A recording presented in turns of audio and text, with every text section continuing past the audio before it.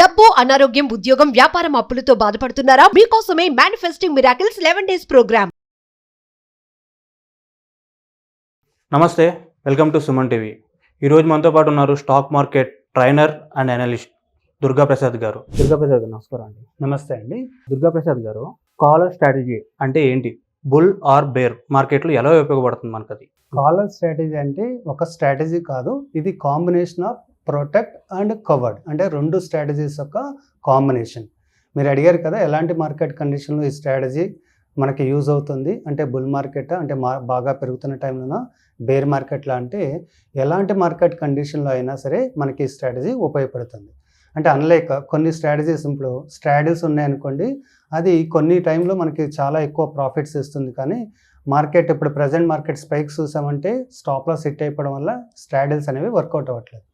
అలాగే market dynamic కాబట్టి ఒక్కొక్క స్ట్రాటజీ ఒక్కొక్కసారి ఒక్కొక్క మార్కెట్ కండిషన్లో మనం యూజ్ చేస్తాం.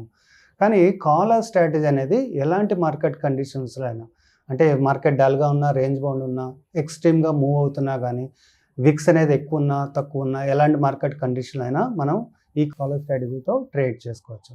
ఓకే, ఇది directional strategy, non directional strategy అంటే ఇది డైరెక్షనల్ స్ట్రాటజీ, అంటే మనం మార్కెట్ని యాంటిసిపేట్ చేసి ఈ స్ట్రాటజీని అప్లై చేస్తాము. కాకపోతే దీంట్లో రిస్క్ అనేది వెరీ వెరీ వెరీ లో ఉంటుంది. ఒక ఎగ్జాంపుల్ చూస్తే, ఇప్పుడు మనకి ఏదైనా రిలయన్స్ పెరుగుదనో లేదా పడుతుందనో ఒక ఒపీనియన్ ఉంటుంది, ఒక యాంటిసిపేషన్ ఉంటుంది. ఎగ్జాంపుల్ రిలయన్స్ పెరుగుతుంది అనుకున్నప్పుడు మనం రిలయన్స్ ఫీచర్ని బై చేస్తాం. ఈ స్ట్రాటజీలో మనం మాట్లాడుకున్నాం కదా, ఇది combination of protect and cover. Protect strategy అంటే ఏంటంటే, ఒక ఫీచర్ని మనం బై చేసినప్పుడు మనకి పెరిగితే ప్రాఫిట్ వస్తుంది, పడుతుంటే లాస్ వస్తుంది. ఈ లాస్ అనేది అన్లిమిటెడ్. ఈ అన్లిమిటెడ్ లాస్ని లిమిటెడ్ చేయడం కోసము పడుతుంటే పెరిగే ఇన్స్ట్రుమెంట్ అంటే పుట్ ఆప్షన్ని మనం బై చేస్తాము, అంటే ఫ్యూచర్ బై చేసి పుట్ని బై చేస్తాం.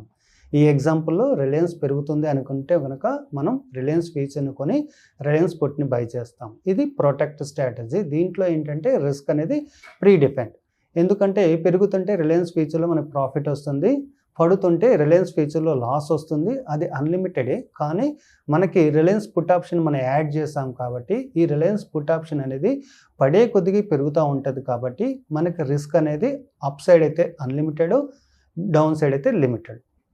ఓకే, రిస్క్ అనేది డౌన్ సైడ్ అయితే లిమిటెడ్ అయ్యింది, కానీ అది కూడా చాలా ఎక్కువే ఉంటుంది. అంటే ఎక్కువ means depend on weeks and depend on days మనకి సిగ్నిఫికెంట్గా ఉంటుంది. దాన్ని తగ్గించడం కోసము, అంటే ప్రొటెక్ట్ స్ట్రాటజీలో ఉన్న రిస్క్ అంటే ప్రీ డిఫెండ్ రిస్క్, దాన్ని తగ్గించడం కోసం మనం ఏం చేస్తామంటే కవర్డ్ స్ట్రాటజీని దానికి యాడ్ చేస్తాం. కవర్డ్ అంటే ఏంటంటే, ఒక ఫీచర్ని మనం బై చేసినప్పుడు కాల్ని సెల్ చేస్తే అది కవర్డ్ అవుతుంది. సాధారణంగా మనం ATM call, OTM call, ITM call అంటే జస్ట్ ఓటీఎం కాల్ని సెలెక్ట్ చేసుకుంటాం. అంటే ఈ ఎగ్జాంపుల్లో మనం రిలయన్స్ ఫీచర్ని కొన్నాం కదా, ఒక కాల్ని సెల్ చేస్తాం. అంటే రిలయన్స్ ఫీచర్ని బై చేసి పుట్ని బై చేసాము, అది ప్రొటెక్ట్ స్ట్రాటజీ.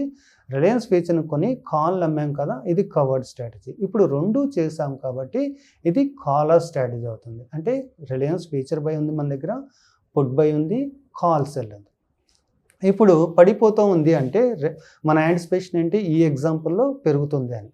పెరిగితే మనకి ప్రాఫిట్ ఉంటుంది, తగ్గితే లాస్ ఉంటుంది. తగ్గుతుంటే వచ్చే లాస్ని ఈ పుట్ బై అనేది పెరుగుతూ ఉంటుంది కాబట్టి అది కంపన్సేట్ చేస్తుంది.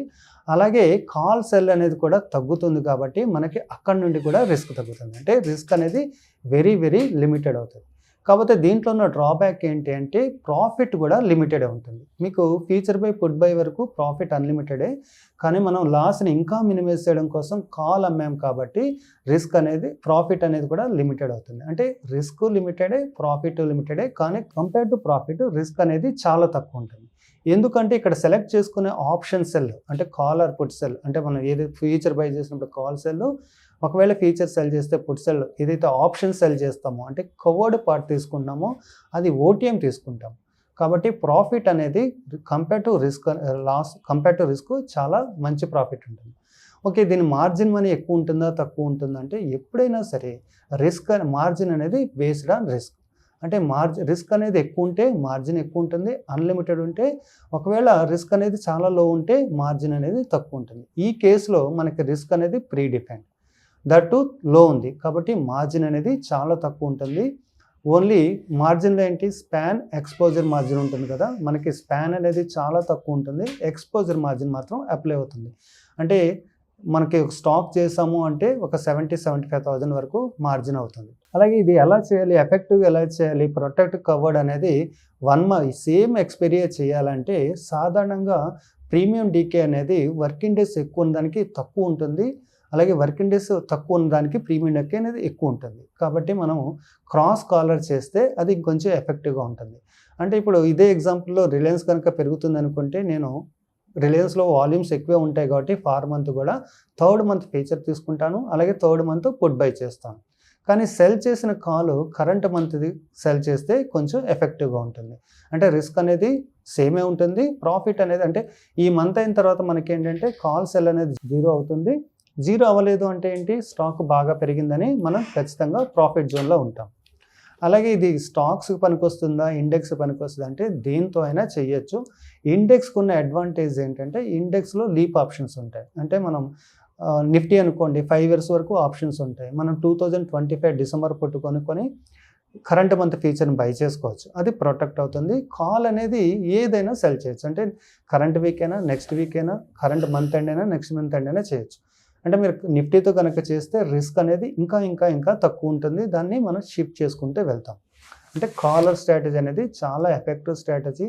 మనకి ఇప్పుడు మార్కెట్లో చూసామంటే స్పైక్స్ విపరీతంగా అయిపోతున్నాయి. దీంట్లో మనకి స్టాప్ లాస్ పెట్టాల్సిన అవసరం లేదు, ఎందుకంటే మనకి రిస్క్ అనేది 2 వైపు నుండి తగ్గుతుంది. అంటే ఆప్షన్ బై నుండి తగ్గుతుంది, ఆప్షన్ సెల్ నుండి తగ్గుతుంది. కాబట్టి మనకి ఓవర్ నైట్ ఏమైనా జరుగుతుందా, లేకపోతే ఎక్స్ట్రీమ్ మన ఫ్రైడే మార్కెట్ చూసారంటే నిఫ్టీ విపరీతంగా పడింది, అక్కడ నుండి ఒకేసారి విపరీతంగా పెరిగిందంటే ఇంట్రాడేలో నిఫ్టీ 600 points మూవ్ అయింది.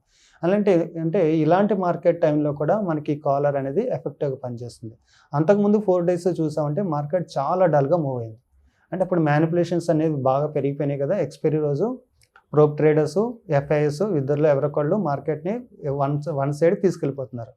ఇలాంటి టైంలో ఏంటంటే మనకి రిస్క్ అనేది ప్రీ డిఫైన్డ్ ఉండి వెరీ లో ఉంటే మనం బెటర్గా ట్రేడ్ చేయగలుగుతాము. ప్లస్ ఇది ఇంట్రాడే కాదు, అంటే మనం 3వ నెలతో తీసుకున్నామంటే 3 months వరకు ఎప్పుడు మన డైరెక్షన్లోకి వచ్చినా మనం ప్రాఫిట్లోకి వచ్చేస్తాము. 3 నెలలు అంటే మేము తీసుకుంది 3rd month అయితే ఏ టైంలో మనకి అంటే 3 నెలలు మనకి అనుకున్న దానికి ఆపోజిట్ ట్రేడ్ అయినా సరే రిస్క్ అనేది చాలా తక్కువ ఉంటుంది.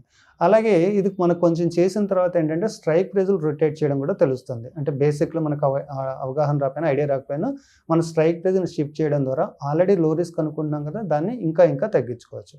అంటే ఇక్కడ December Nifty next year put by చేసి ఒక ఫీచర్ని బై చేసాము, అంటే అది ప్రొటెక్ట్ అవుతుంది. ఒక కాల్ని సెల్ చేసాము, అప్పుడు కాలర్ అయింది. ఇప్పుడు 2 కేసులు ఏంటి, మార్కెట్ బాగా పెరగడము, మార్కెట్ పడిపోవడం, లేదా అక్కడక్కడ ఉండడం.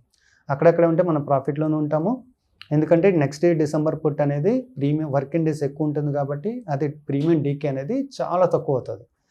అలాగే కాల్ సెల్ అనేది వర్కింగ్ డేస్ తక్కువ ఉంది సెల్ చేస్తాం కాబట్టి ప్రీమియం డీకే అనేది ఫాస్ట్గా ఉంటుంది కాబట్టి మనం సెల్ చేస్తున్నాం కాబట్టి మనం ప్రాఫిట్లో ఉంటాం. అంటే రేంజ్ బౌండ్ మార్కెట్లో గ్యారంటీ ప్రాఫిట్లో ఉంటాము. పెరిగితే మనం డైరెక్షన్ పెరుగుతుందని కాబట్టి దాంట్లోనే మనం ప్రాఫిట్లో ఉంటాం. పడిపోయింది అనుకోండి, సపోజ్ నిఫ్టీ ఒక 500 points కిందకి వెళ్ళిపోయిందంటే అప్పుడు కూడా లాస్ అనేది లిమిటెడే, ఎందుకంటే 500 points డౌన్ అయితే మనకి నిఫ్టీ ఫ్యూచర్లో 500 points లాస్ వస్తుంది. కానీ లీప్ ఆప్షన్ పుట్ అనేది పెరుగుతుంది, ఇంకొకటి కాల్ సెల్ అనేది తగ్గుతుంది. అంటే ఈ రెండిట్లోనూ మనకి 80% వరకు రిస్క్ తగ్గుతుంది. తర్వాత మనం ఏం చేస్తాం అంటే కాల్ సెల్ అనేది 0 అయిపోతుంది కాబట్టి కింద పడిన కేసులో మన కాల్ని క్లోజ్ చేసి next strike price, next expiry కానీ ఆ తర్వాత ఎక్స్పైరీ కానీ డిపెండ్ ఆన్ మార్కెట్ మళ్ళీ మనం ఒక కాల్ని సెల్ చేస్తాం. అంటే లాస్ని తగ్గించుకుంటూనే వస్తాం. అంటే మార్కెట్ ఎంత కిందకి వెళ్ళినా మన రిస్క్ అనేది వెరీ మైన్యూట్ రిస్క్ ఉంటుంది. దీంట్లో రిస్క్ ఎప్పుడైతే మనకు తక్కువ ఉంటుందో ఎమోషన్స్ అనేవి కంట్రోల్లో ఉంటాయి. ఎమోషన్స్ కంట్రోల్లో ఉంటాయి కాబట్టి డెసిషన్ మేకింగ్ కూడా మనం బెటర్గా చేయగలుగుతాం. Thank you sir.